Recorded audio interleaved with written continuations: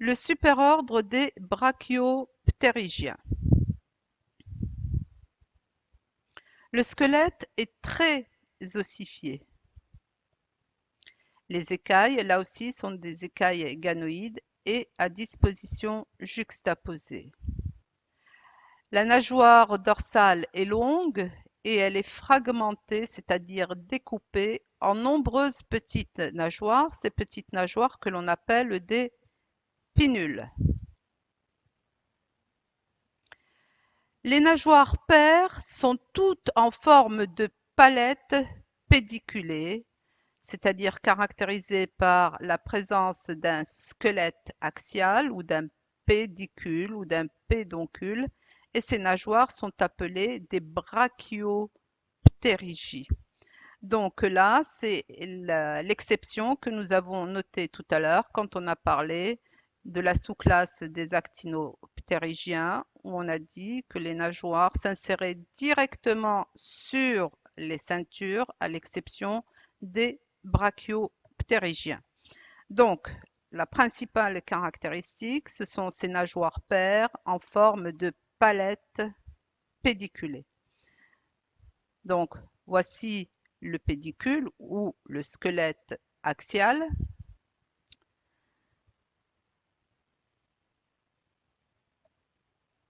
Donc là, nous avons la nageoire et là, c'est l'élément intermédiaire entre la nageoire et la ceinture du poisson.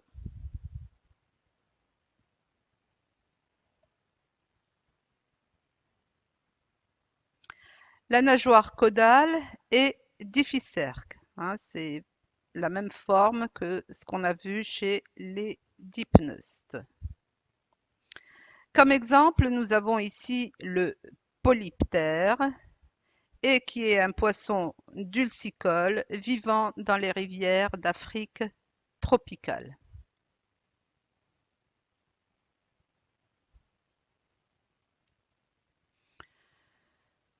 Nous arrivons au superordre des téléostéens et qui regroupe ce que l'on appelle les vrais poissons.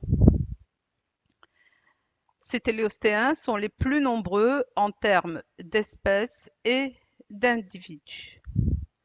Leur squelette est totalement ossifié. Donc là, nous sommes partis du squelette le moins ossifié vers celui qui est le plus ossifié, et donc c'est le superordre des téléostéens.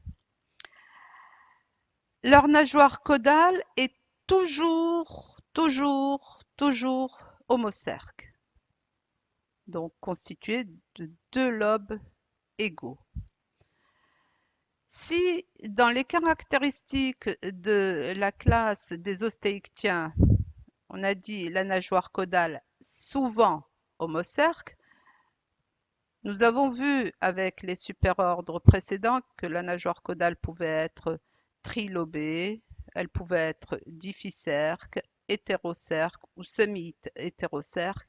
Ici, chez les téléostéens, elle est toujours, et je le souligne bien, toujours homocerque.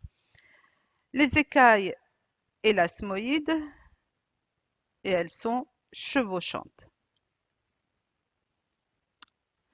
Les téléostéens sont des poissons qui peuvent être marins ou dulcicoles. Et quand ils sont marins, ils peuvent être pélagiques ou benthiques. Ce superordre compte une trentaine d'ordres, mais nous allons nous limiter à quelques